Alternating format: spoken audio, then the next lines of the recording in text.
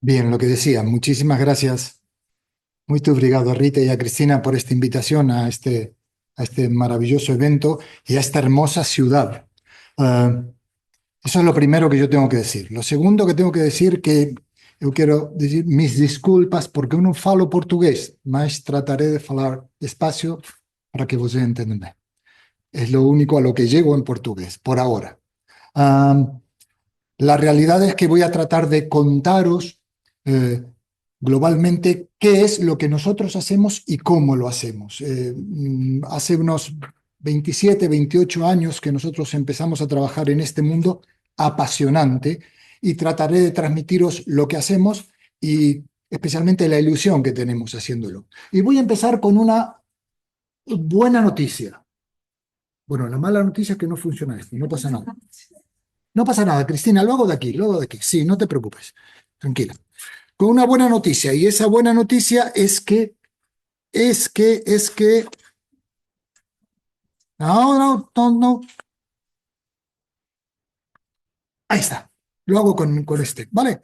La buena noticia es que las referencias científicas de los últimos años nos aseguran que la gran variedad de actividades físicas de movimiento que se pueda insertar para intervenir el proceso de embarazo y parto, que no es poco, nos ofrecen resultados alentadores, resultados interesantes, resultados positivos, beneficios para la madre, ya contrastados para el feto, también para el recién nacido o nacida, e inclusive últimamente estamos empezando a observar resultados positivos, beneficiosos en los niños y niñas. Esto es lo que la evidencia científica nos está mostrando. Repetiré mucho esto a lo largo de esta charla porque solo os voy a mostrar lo que la evidencia científica nos ha permitido observar, no más allá de eso. ¿Por qué? Porque en la gran mayoría de los casos nos encontramos con voces populares, opiniones, en español es opinioneros, gente que opina mucho sobre este mundo basado en la referencia popular y no científica. Y en la gran mayoría de los casos, yo en clase me encuentro muy a menudo con estudiantes y estudiantas que me dicen, no, no, Rubén, eso no es así. Si yo tengo un primo que tiene una hermana, que tiene una tía, que tiene una vecina, que tiene una prima que ha corrido la maratón embarazada de 9 meses y no le pasó nada. Y hay que decirle, muy posiblemente sea verdad, no le pasó nada, pero hacen falta 500 embarazadas para que se genere la evidencia científica que nos permita recomendar eso. Por eso yo hoy voy a repetir muy a menudo qué es lo que la evidencia científica nos ha permitido solidificar como idea. Y en ese sentido, últimamente tenemos la posibilidad de empezar a ofrecer en los próximos meses, ya lo veréis, resultados alentadores de los niños nacidos de madres que durante su embarazo se han mantenido activas. Y esto es interesante porque nos está ofreciendo algún efecto o una tendencia epigenética de lo que sucede dentro de la tripa, dentro del útero materno, para luego la posterior vida del ser humano. Y esto es muy interesante porque según una de las voces más relevantes a nivel mundial, la profesora Michelle Motola de la Universidad de Western Ontario en Canadá, compañera nuestra, nos asegura que somos lo que le pasó al útero de nuestras abuelas. Es decir, hay una traslación epigenética de los efectos generados a nivel intrauterino. Hay no pocas publicaciones, no se me ocurrió a mí viniendo para aquí, hay no pocas publicaciones que nos hablan de esto, lamentablemente a veces en sentido negativo, es decir, de efectos adversos exclusivamente metabólicos que suceden durante el embarazo, posteriormente trasladables a la vida del ser humano. El sobrepeso y la obesidad infantil seguramente es el mejor ejemplo.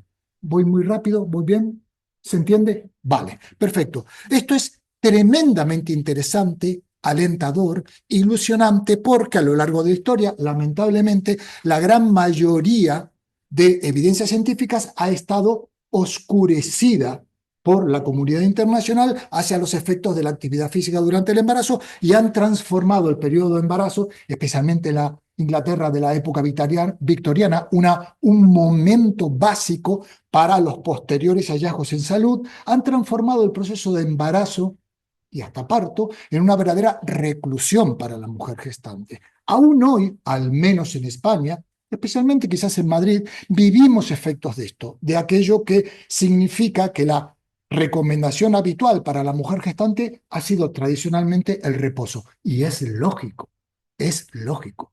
Yo convivo con ginecólogos y ginecólogas y obstetras y matronas, es más, convivo de forma permanente con una hace casi 40 años, mi mujer, que es ginecóloga, y que ante la duda más evidente de cuando la gestante llega a la consulta, le dice, doctora, ¿puedo hacer deporte durante el embarazo?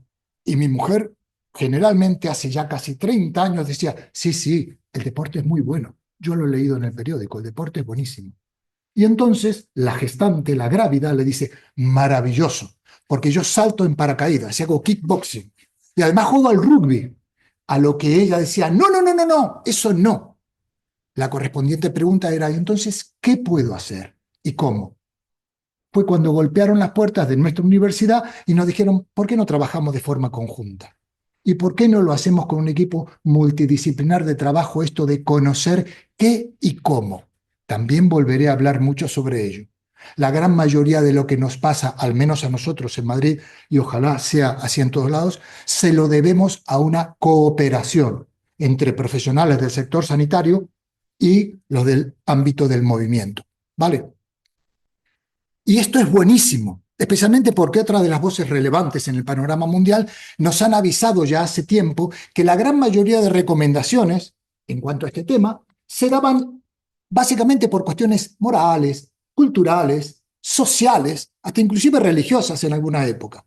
Y esto de influencia moral, social, cultural, se traslada en muchos casos a un efecto pendular que hoy en día vivimos.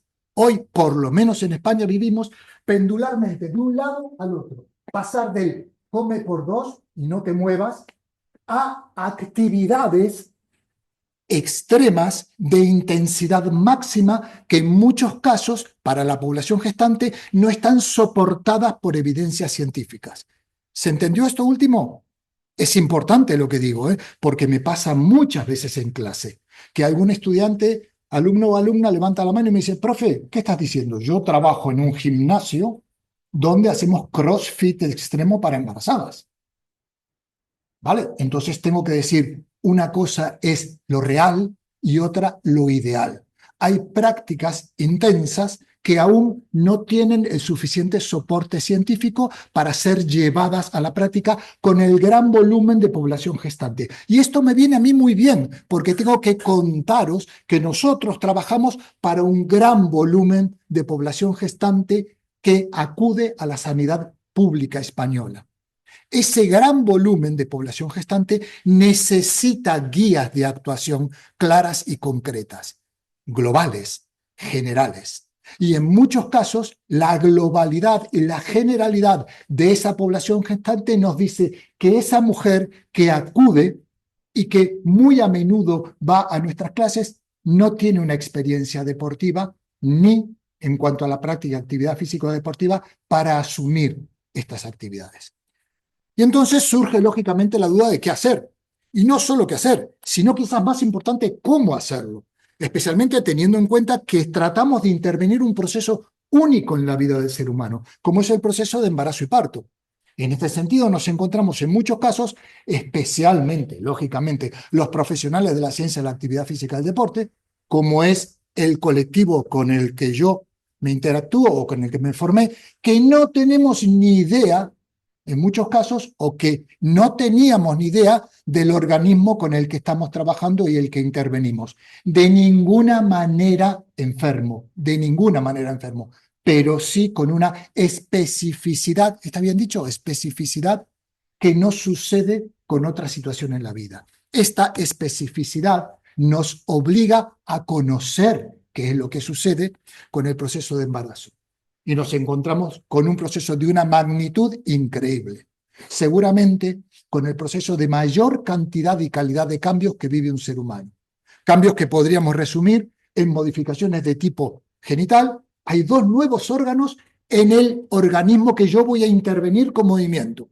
Lo repito, dos nuevos órganos y yo lo intervengo tratando de moverlo físicamente. Y por otro lado, con una grandísima cantidad de modificaciones de todo tipo a nivel extragenital que en muchos casos no son ni conocidas ni atendidas. En la gran mayoría de los casos no son ni conocidas ni atendidas. Fijaros que me centro en el tema psíquico y emocional. Esto nos tiene a nosotros, otro día os lo cuento, apasionados. El embarazo, por un montón de cuestiones, es un auténtico desafío para la mujer gestante. Voy a decir algo, se está grabando, pero igual después me meten preso por esto, pero no pasa nada. La sociedad en su conjunto, las instituciones, os ha obligado a las mujeres a estar felices durante vuestro embarazo, a disfrutarlo plenamente y a cuidar de un entorno intrauterino de forma exclusiva con el único propósito de que nazca un ser humano sano. Nadie se ha ocupado de que esa mujer puede no estar feliz, puede no estar contenta, puede tener cierta vulnerabilidad psíquica y emocional. No es una casualidad que la prevalencia de ansiedad y depresión prenatal, no la postnatal de nuestras abuelas, prenatal ronda el 30%. Vaya casualidad, esta prevalencia está asociada a resultados adversos a nivel perinatal. Otro día podemos hablar de esto y nos podemos tirar semanas, pero eso sucede y todo esto transforma como condición básica a la mujer caminando por un alambre de una gran cantidad de complicaciones y patologías de todo tipo. Conocemos las cardiovasculares, conocemos las metabólicas, no conocemos las psíquicas y emocionales, que seguramente existen, para lo cual la mujer embarazada debe atravesar un auténtico desafío para llegar de forma adecuada a ese crecimiento, desarrollo y vida postnatal. En muchos casos, la pregunta inherente es, ¿hay algo que podamos hacer de forma inocua, placentera, agradable, para que esa mujer atraviese ese proceso de embarazo y parto de forma placentera, evitando complicaciones y alteraciones de todo tipo? Debería haberlo, porque cuando uno observa lo que es la actividad física o el ejercicio físico de carácter moderado, nos damos cuenta que hay un montón de potencialidades que tiene, incluyendo lo psíquico y emocional, que podrían actuar perfectamente para hacer este proceso algo mucho más agradable y placentero. En ese sentido, surge nuevamente la pregunta, ¿qué hacemos? ¿Y qué hacemos? No alcanza. Hoy casi yo me centraré mucho más en el cómo. No alcanza con qué hacer. No alcanza con decirle a esa mujer, sí, sal a caminar, muévete durante tu embarazo. El embarazo no es un proceso en el cual el movimiento sea una opción, es una obligación prácticamente. Lo que sucede es que después viene el cómo, y cómo me muevo, y cuándo lo hago, y con qué intensidad lo hago, y con qué frecuencia, y cuántas veces lo debo hacer. Después viene la parte en la cual hay una estructura programática que debe soportar ese qué. Y ese qué tiene que ver con que no nos olvidemos que hay una gran cantidad de coexistencias con un proceso que deberíamos conocer y que en muchos casos quienes accionamos esa práctica física no conocemos y deberíamos conocer y no olvidar. Un mínimo ejemplo, requerimientos y reacciones. Vaya casualidad, ¿cuál es el alimento preferido del feto durante gran parte del embarazo? Los hidratocarbonos, la glucosa materna circulante. Vaya casualidad, el ejercicio come lo mismo. Habrá que ver hasta qué punto podemos compartir esa ingesta. Rápidamente, una reacción que provoca el embarazo y que también el ejercicio. ¿Cuál es la primera reacción cardiovascular que se genera cuando alguien se mueve? Inclusive cuando alguien habla. El aumento de la frecuencia cardíaca, ¿verdad? Es lo primero. Qué casualidad, a partir de la semana 6, 8, a veces sin causa aparente y por catecolaminas circulantes, por hormonas que se vuelcan al torrente sanguíneo materno, la mujer embarazada aumenta su frecuencia cardíaca de base, aproximadamente 10, 15 latidos minuto. Hay un compartimento, una coexistencia compleja que deberíamos conocer y que podríamos trasladar a una gran cantidad de elementos que hacen a que tengamos que tener en cuenta la intensidad de la carga con la que vamos a trabajar, la frecuencia de la carga con la que vamos a trabajar, inclusive os diría hasta las posiciones operativas en las que vamos a trabajar, sabiendo que en muchos casos hay elementos cardiovasculares presentes en la gestación, en la gravidez y también en el ejercicio que están modificados. El retorno venoso es uno de ellos. ¿verdad? Bien, todo eso nos lleva una vez más a que pensemos qué hacemos y qué hacemos en cualquiera de sus posibilidades. Cuando pensamos en el qué, nosotros creemos básicamente que se debería conocer y tener en cuenta de forma exclusiva la realidad de la mujer gestante antes de plantear el qué. Porque el qué debería estar destinado, a ver si nos funciona el puntero, maravilloso, debería estar destinado a atenuar todo lo que significa un desafío para la mujer gestante y es más, a hacer placentero ese desafío, a prevenir. Empiezo con la palabra prevención. Muchas veces que en la sanidad pública, al menos en España, no se tiene en cuenta en estos casos. Y tratamos ciertas situaciones de forma terapéutica. Grave error, el ejercicio no tiene tanta eficacia, en este caso a nivel terapéutico, como preventivo. Luego vamos a ver ejemplos. Y en este caso, a la hora de plantear el qué, nosotros nos encontramos con dos elementos básicos y fundamentales. Dos elementos que deberían existir antes de meter un pie en la piscina, por así decirlo. Y son, por un lado, una guía, una línea directriz, un contorno. Ah, tengo que hablar aquí, ¿no? Perdón. En algún caso paro y me muevo porque no me puedo quedar quieto.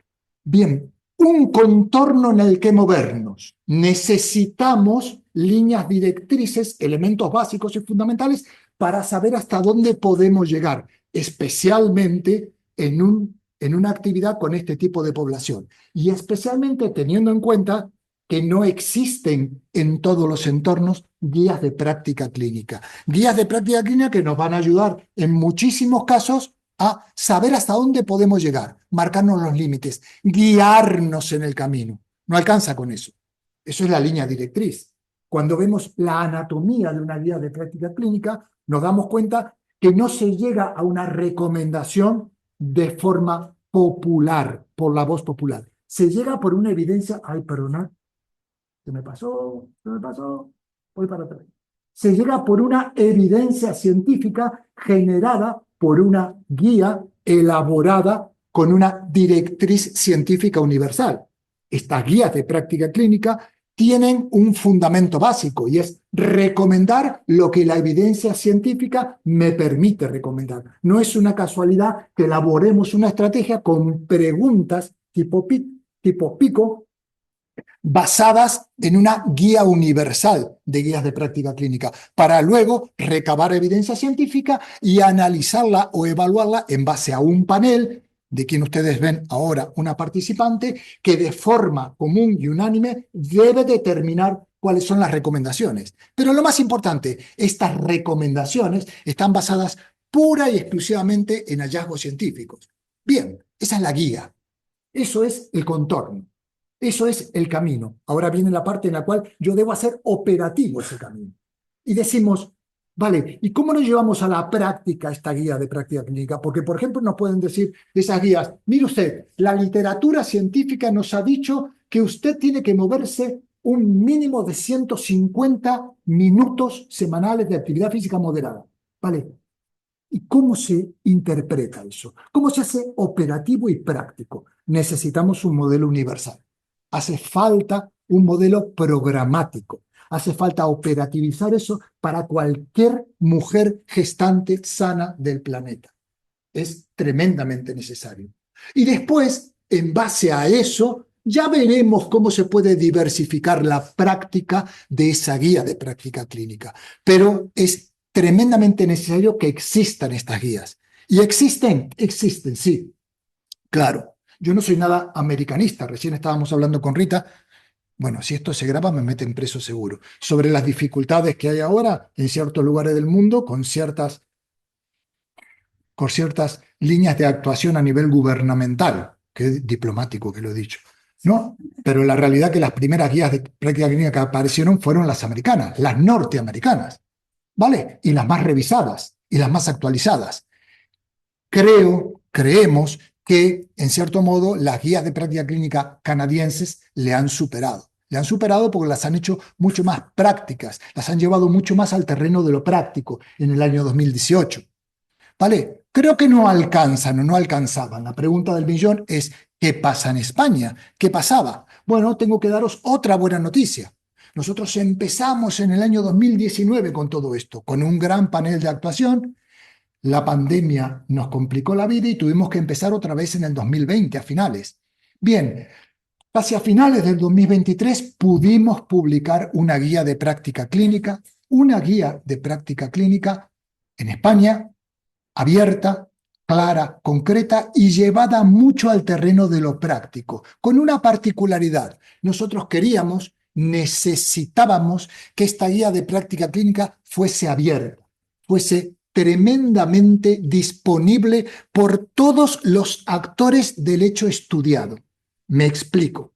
Una guía de práctica clínica a la cual todos los que intervienen en esto tuviesen fácil acceso. Y cuando hablamos de fácil acceso y cuando hablamos de todos los actores, estamos hablando básicamente de tres colectivos. Hablamos de los profesionales de la medicina, sí, lógicamente.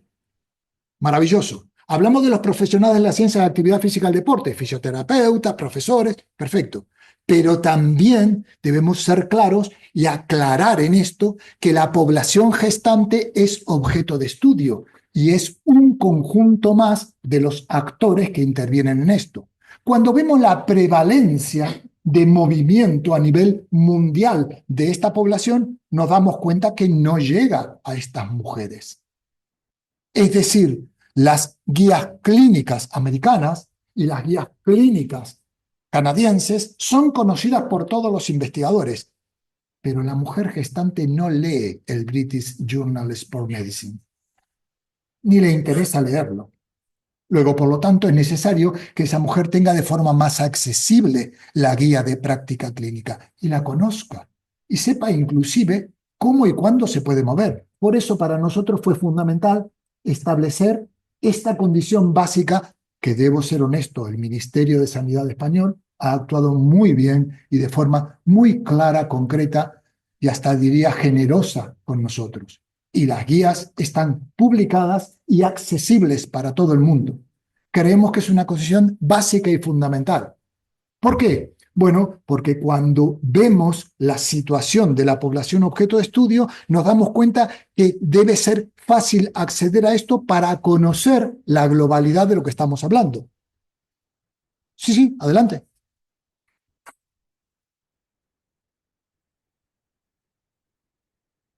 La suspendemos. En el examen le ponemos.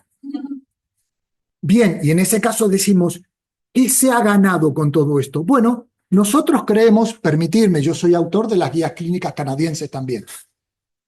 Siempre creí que había un elemento fundamental que no existía en la guía clínica canadiense, y es todo lo que lleva a la mujer gestante a poder aplicar esto en la vida diaria. Dos elementos fundamentales.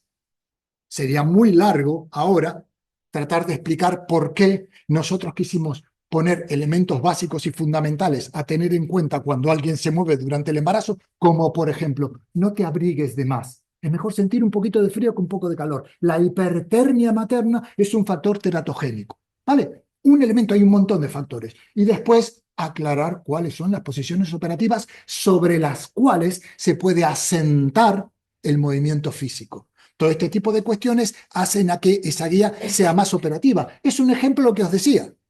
No existían en las guías de práctica clínica posiciones operativas básicas para esta población. Nosotros tuvimos la oportunidad de hacerlo y así lo hicimos en las guías clínicas españolas, que es un documento de 170 páginas. Cuando no podáis dormir en casa, lo cogéis y dormís seguro, eso no es problema. Pero además que yo os decía, es fundamental que nos conectemos con la realidad de una mujer que vive un proceso de gestación nada singular, nada parecido a otro. Con lo cual, y aquí viene lo interesante, nosotros deberíamos con esto dar respuesta a lo de arriba. Es decir, ¿cuáles son las columnas sobre las que se asienta el programa? No hablo de las sesiones, de las clases, eso viene al final. Por lo menos en mi entorno y por lo menos en mi generación, los profesionales de la ciencia de la actividad física y el deporte siempre empezábamos por diseñar las clases y dar clases de movimiento. Y llegábamos a un centro educativo y dábamos baloncesto. ¿Por qué? Porque había un canasto de balones. sin saber si el objetivo era el baloncesto o para qué sirve el baloncesto o si los niños y niñas quieren ese baloncesto, más aún si la evidencia científica dice que el baloncesto sirve de algo. Luego, por lo tanto, nosotros creemos, seguimos creyendo en ello, que es fundamental establecer las columnas básicas sobre las que se asiente el programa, teniendo en cuenta todo lo que le sucede a la mujer gestante. No es una casualidad que en nuestra estructura exista un set especial de coordinación y equilibrio. ¿Por qué? Bueno, porque a partir de cierto momento el útero grávido cambia el centro de gravedad de la mujer gestante y esa mujer irremediablemente pierde el equilibrio y la coordinación. Vamos a prepararla para ello, pero vamos a prepararla antes, para que la prevalencia de caídas sea mejor, para prevenir todo eso. No es una casualidad que una condición básica y sine qua non sea trabajar las funciones, las particularidades psíquicas y emocionales. ¿Por qué? Bueno, lo dije antes, porque la prevalencia de alteraciones de este tipo es altísima. Habrá que ver si existe algún elemento inocuo para prevenir esto.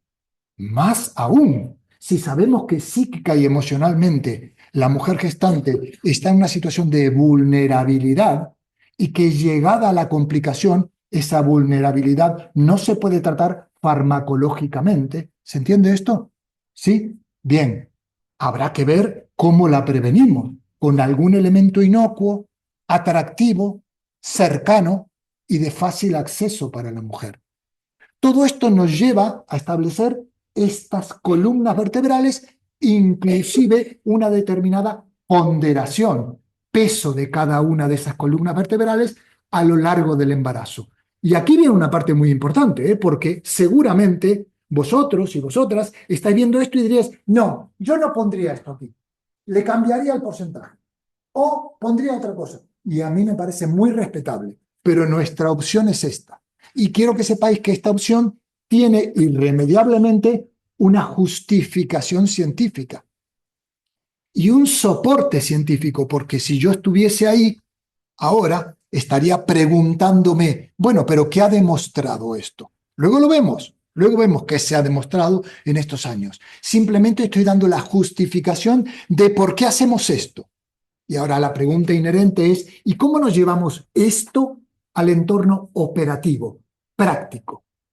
¿Cómo llevamos esto a la práctica física? Irremediablemente sí, ahora al final hace falta un modelo de sesión.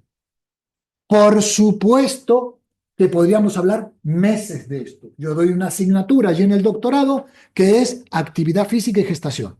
Estoy tratando de dar aquí en media hora lo que doy allí en 3 meses, pero seguramente podríamos estar hablando muchísimo rato de ¿y cuál es la intensidad?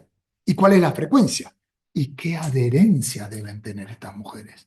Porque si va una clase y me falta 3, ¿vale lo mismo? ¿Se justifica? ¿Se potencia? ¿Se soporta el resultado? No, no. Existen unas condiciones para esto. Cuando yo, al final de esta charla, os muestre la evidencia científica, os voy a dar las condiciones para que eso exista. Y yo os diré el riesgo relativo de una mujer gestante activa en nuestro programa es 30% menos de diabetes gestacional de una no activa. Claro, pero Cristina me dirá, ¿y qué pasa si falta un 40% de las clases? No es ni bueno ni malo, es mentira, no se cumple ese riesgo relativo. Tiene que venir una cierta cantidad de sesiones. Tiene que mantener un elemento científico básico en la actualidad, la adherencia. Recordadlo, por favor. ¿Vale? Y seguimos, decimos, ¿cómo hago operativo esto? Bien, en este caso, no sé si hay profesionales de la ciencia de la actividad física del deporte o profesores aquí, pero nosotros nos hemos pasado la vida con un modelo de sesión aburrido, tedioso. Entrada en calor, parte central, vuelta a la calma. Entrada en calor, parte central, toda la vida con ello. Nos hemos dado cuenta que no sirve ese modelo de actuación para esta población. Entre gran cantidad de cosas, esta mujer tiene la frecuencia respiratoria absolutamente alterada. Entre otras cosas, necesita más pausas. Hemos diseñado un modelo operativo de 7 partes. 7 partes. Y que tiene como condición sine qua non una parte final.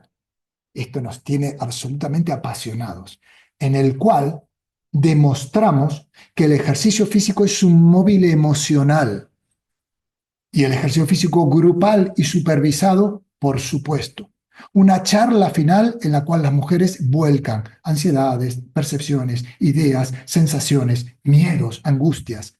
Una vez cada tanto mezclamos las de tercer trimestre con las que empiezan. Eso es riquísimo. ¿Vale? Pero a lo que voy, este es nuestro modelo programático. ¿Por qué pongo estas flechitas aquí? Bueno, esta es una pelea que tengo con los doctorandos y las doctorandas, una sana pelea. Ellos quieren poner la parte del suelo pélvico un poco más arriba, allí en la parte de fortalecimiento o inclusive antes de la parte de flexibilidad y relajación. A mí me gusta mucho la parte del suelo pélvico cerca de la charla final. ¿Por qué? Porque nosotros tenemos la desventaja, no sé si sucede aquí, de que la gran mayoría de mujeres que acuden a nuestras clases, permitirme la expresión, no saben qué pasa ahí abajo, no conocen la estructura del suelo pélvico, no conocen que eso existe. Debemos llevarla a un proceso casi pedagógico de reflexión y de identificación de lo que hay ahí abajo. Por eso ponemos cerca de la charla final la parte del suelo pélvico. Y la tenemos que hacer cercana a la mujer gestante. No sirve de nada que le digamos, y ahora quiero que contraigas el pubococcigio. Y la mujer te mira y te dice, ¿y eso qué es? Entonces la necesitamos ahí, cerca de esa parte final. Y ahora viene la parte entonces sí, en la cual repasamos un poquitito todo lo que son el modelo operativo o las partes del modelo operativo. Y decimos una primera parte de activación, pero esta activación queremos que sea física o fisiológica y también mental y emocional. Y aquí, chicos y chicas, cambiáis y ponéis lo que queráis, pero creemos que es necesaria una parte de activación física, emocional y mental para luego continuar con ello. Y decimos una primera parte de activación. ¿Cuál era la segunda? ¿Qué venía?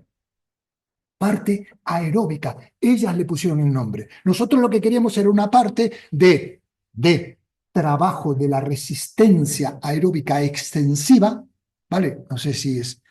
sí, ¿se entiende? Que aumentase la intensidad de la carga. Con lo cual, lo que hicimos, lo que hacemos es tratar de prepararlas para lo que viene. Y esa parte de resistencia aeróbica extensiva tiene una particularidad que debe estar personalizada, adaptada a cada estrato poblacional. Me explico. Las áreas sanitarias de Madrid y Barcelona no tienen todas el mismo perfil cultural y social.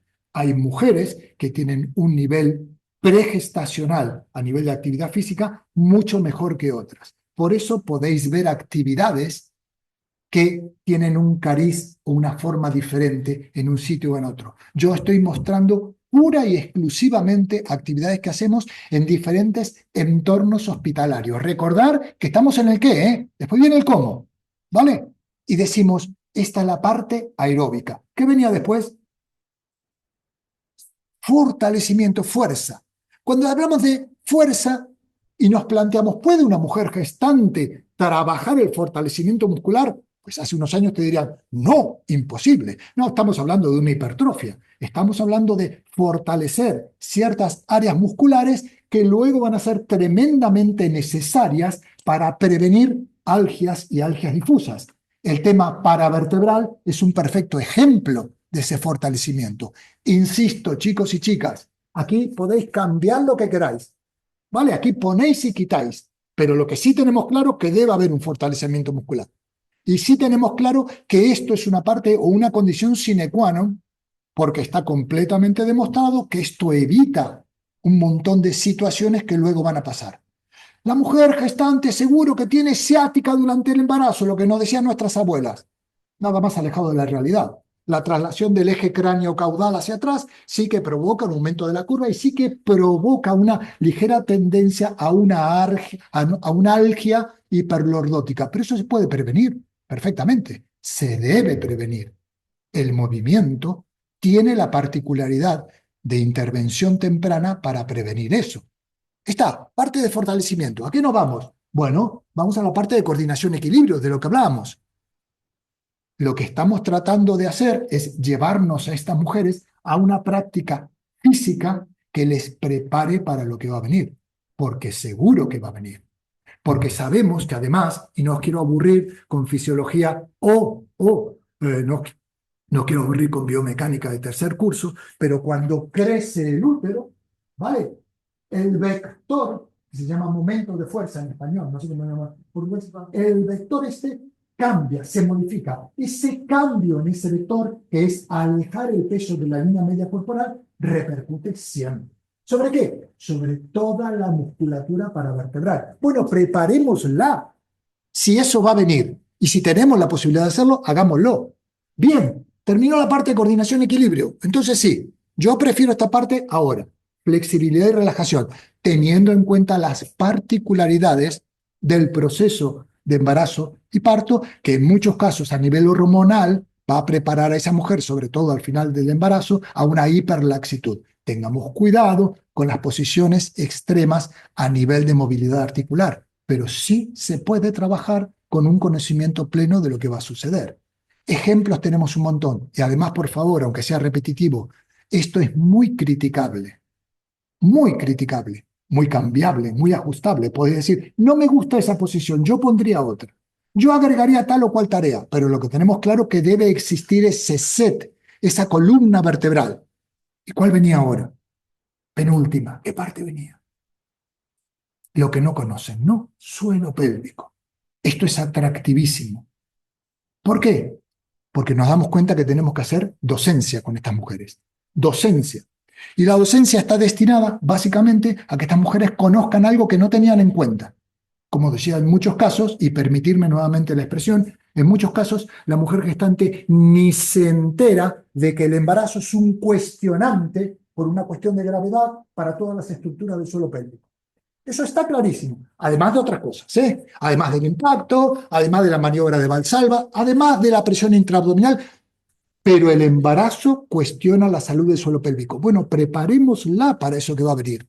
Y lógicamente, preparémosla de forma temprana, cuando aún no ha sido un cuestionante. Cuando en la semana que nosotros podemos captarlas, recordar, en la semana que podemos captarlas, aún tenemos mucha posibilidad de prevención de una gran cantidad de alteraciones. ¿Y cuál era la última parte? Nosotros le llamamos charla final. Le podéis llamar puesta en común, lo que sea, lo que sea. Necesitamos que esas mujeres nos cuenten su realidad. Necesitamos demostrar, lo hemos demostrado, que el ejercicio físico grupal y supervisado, en todos nuestros artículos viene lo mismo, grupal y supervisado, la práctica física se transforma en un móvil emocional.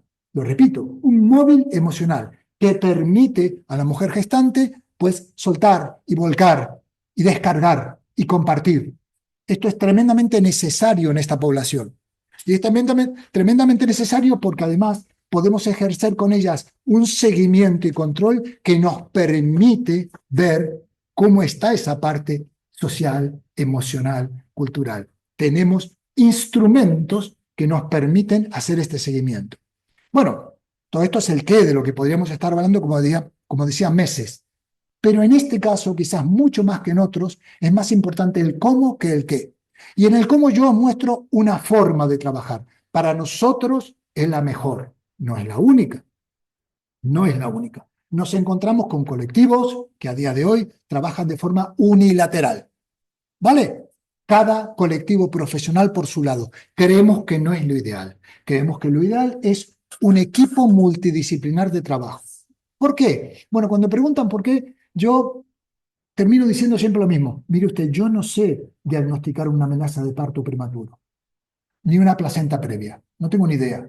Pero el primer día que yo pisé un hospital, cuando nos llamaron, hace, ya os digo, 27, 28 años, nos dijeron los profesionales sanitarios, de forma muy humilde, maravillosamente, nos dijeron, mira Rubén, yo no tengo ni idea de lo que es la resistencia aeróbica extensiva. ¿Por qué no os encargáis vosotros de esta parte y nosotros de la otra? ¿Por qué no interactuamos en un equipo multidisciplinar para obtener lo que la comunidad científica está reclamando para esto? Una visión interdisciplinar. ¿Vale? Gracias a diferentes profesionales. Nuestro caso es absolutamente maravilloso. No tenemos, y ojalá sí se esté grabando esto, no tenemos otra forma que dar las gracias a los profesionales sanitarios que nos permiten hoy trabajar, pues permitirme esto con los hospitales más relevantes del área de Madrid, Puerta de Hierro y Leganés de Severo Ochoa de Leganés, y de Barcelona, el Clínic y el Valdebrón de Barcelona. Hospitales de una relevancia impresionante, con profesionales que tienen las dos condiciones básicas: alto nivel profesional y humildad. Alto nivel profesional y humildad. Gracias a ellos, cada uno hace su parte. Y digo gracias a ellos, cada uno hace su parte porque nos permite expandir un mapa de actuación. Un mapa de actuación que para nosotros es ideal. Continuamos formando profesionales a nivel universitario, continuamos publicando y haciendo lo posible para difundir. Difundir no es lo mismo que transferir, para difundir a la comunidad científica, y lógicamente seguimos luchando por la transferencia. Una transferencia que, si no se da por medio de las instituciones sanitarias, nosotros por lo menos lo tenemos difícil. No podemos pretender, como os decía, que la mujer gestante tenga nuestro último artículo del Medicine Sciences for Exercise, permitidme que lo publicite, sobre los efectos del ejercicio físico durante el embarazo en la prevalencia de la incontinencia urinaria, al final del embarazo y en los primeros 3 meses postparto. Ya estamos comprobando resultados en los pregnancy outcomes que se dan después del parto, por una intervención durante el embarazo. ¿Vale? Y todo cómo se podría explicar, sostener y justificar con un montón de elementos, pero seguramente el más claro y el más concreto sea la captación. Y decimos que es el más concreto porque nosotras no captamos a las mujeres desde la universidad. La mujer se capta en su primera consulta prenatal gracias a la actuación de unos maravillosos profesionales que nos indican que esa mujer presenta la condición básica sine qua non, presente en la guía de práctica clínica, y es que no cumple o no presenta contraindicaciones de tipo obstétrico. Yo no tengo ni idea de cómo diagnosticar una contraindicación de tipo obstétrico, ni los profesionales de la ciencia de la actividad física y el deporte, por más que haya muchos que pretenden hacerlo. Pero seamos honestos, esto lo tienen que hacer los profesionales sanitarios. Os lo aseguro, porque en este sentido nos da confiabilidad, fiabilidad, validez a todo, hasta llegar a los resultados. Este tipo de actuaciones nos permite, sin lugar a dudas, mantener ese control obstétrico hasta el final del embarazo, con una práctica física que en muchos casos, esto no sé por qué no se da, darme un segundito. No entiendo por qué. Ay, esta chica que veis ahí es maravillosa. Ah, ya sé por qué no se da. Porque no pude quitarle el sonido, porque no paran de hablar. Le dejamos que hablen. El top test es un elemento del cálculo de la intensidad. Bueno, nos viene bien que hablen para comprobar que la carga es moderada, pero no paran de hablar. Antes, durante y después. Bienvenido sea, es un síntoma de salud. Bien, pero todo esto nos sirve como condición básica, y aquí viene lo importante, aquí viene lo importante, porque creemos que ya estamos en disposición de pasar de la investigación, sin detener la investigación, a la prescripción. No estoy hablando de detener la investigación, pero ya creemos que existen suficientes evidencias científicas para que el ejercicio físico grupal y supervisado, no hablo de otra cosa, grupal y supervisado, esté presente en la prescripción de una mujer gestante sana, sin contraindicaciones de tipo obstétrico. Estamos luchando ahora mismo por eso. Este es nuestro momento de lucha, de pesadez. En cada charla lo digo. No lo hemos conseguido, vamos a ser honestos. Todavía no lo hemos conseguido. Y nos queda camino por recorrer. Pero lo que no cabe duda es que vamos a seguir con ello, porque creemos firmemente en que esto debe ser así. Y ahora seguramente, ¿cuánto tiempo me queda, Rita? Nada. Vale, no os preocupéis. Ahora me salto rápidamente lo que tenía pensado, que era despedirme. No me he despedido. Para que vosotras podáis ver por encima, porque esta presentación la vais a recibir en PDF, cuáles son los soportes que sostienen esa pretensión de pasar de la investigación a la prescripción. Repito, cuáles son los soportes que solidifican la acción de pasar de investigación, que ya estamos y seguimos investigando, a la prescripción. Más aún porque, ¿qué pasaría con cualquier píldora que propone un determinado laboratorio para mejorar la salud del ser humano? Tendría que someterlo a contrastación científica, ¿verdad? ¿A qué? Un ensayo clínico aleatorizado, lo mejor, un randomized clinical trial. Bueno, nosotros hemos pasado por todas esas pruebas. Este programa hace muchos años que viene demostrando mejoras en casi todos los órdenes emocionales, fisiológicos, de todo tipo. ¿Vale? Desde Sullivan. Y yo podría así seguir de forma indeterminada. Paso rápido, porque son nuestras publicaciones, que demuestran que las mujeres paren más rápido, paren mejor, si se mantienen activas, un montón de resultados que solidifican nuestra posición. ¿Vale? Sigo rapidito, porque esto es pasar uno a otro. Ganancia de peso materno. Un verdadero dolor de cabeza, por lo menos para la sanidad española. 30% o más de excesivas ganancias de peso. La excesiva ganancia de peso es pariente, prima, hermana de una gran cantidad de alteraciones de todo tipo. Nosotros demostramos que se puede controlar casi en 1000 mujeres, ¿vale? No os fijéis solamente en la publicación. La publicación es importante. En la universidad, quien no publica no come, ya lo sabemos. Bien, pero lo que es importante es el resultado obtenido. Duración de la primera fase del parto. Esto es interesantísimo, año 2016. Y encontramos una primera fase disminuida en mujeres activas. Pero nos quedamos ahí un poco enfadados, tristes. Y dijimos, hay que seguir con esto. Y en el año 2018 demostramos una duración total del parto. ¿Vale? Con el doble de mujeres. Más, prevención de la diabetes gestacional. Cuidado con esto. Si no cumplen con un 80% de adherencia, es mentira. ¿Vale? Lo decimos en el artículo, ¿eh? Vais a recibir las publicaciones. Bueno, las referencias. ¿Vale? Bien. El último. Estamos flotando en el aire. ¿Vale? También es cierto que a nivel de jerarquía internacional, las revistas científicas, especialmente las americanas y las inglesas, se han transformado en dioses, Cristina, en dioses. Lamentablemente es así. Bueno, pues nosotros trabajando ahí y charlando mano a mano con estos semidioses, hemos demostrado el potencial del ejercicio físico gestacional. Vale, ya está, terminamos las publicaciones. ¿Qué viene ahora? Lo que deberíamos seguir haciendo. Futuras líneas.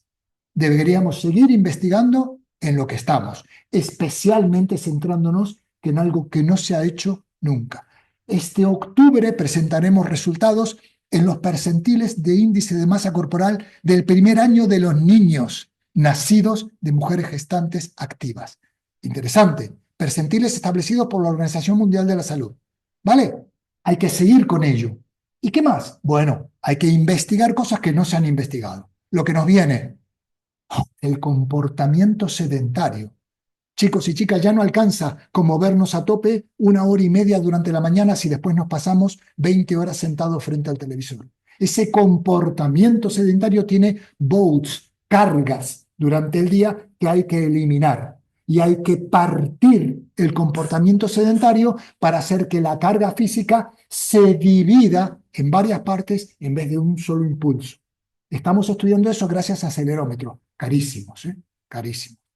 Entonces, en este caso nos encontramos con lo nuevo que tenemos que hacer. Más cosas. Lo que nos viene estudiar todo lo que sucede a lo largo de las 24 horas del día de esa mujer.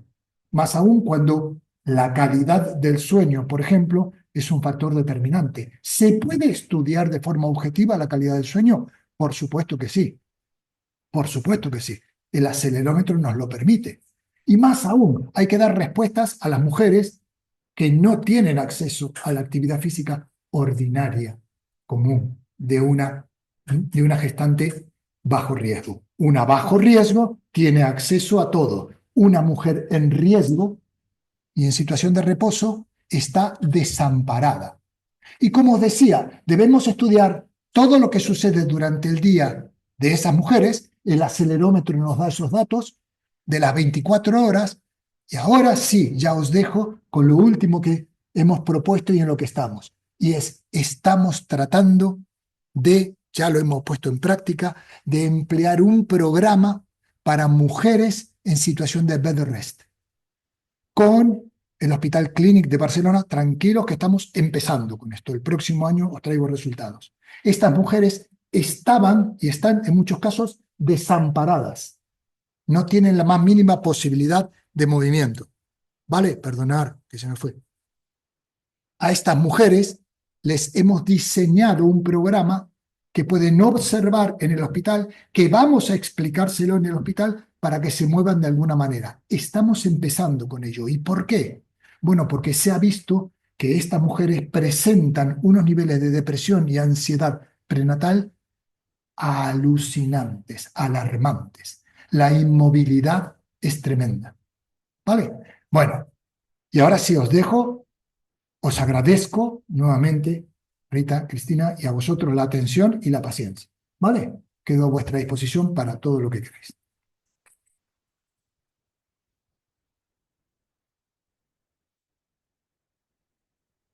Então, rápida, aqui na transição. Muy rápido. Perdonar que me he excedido. ¿Vale?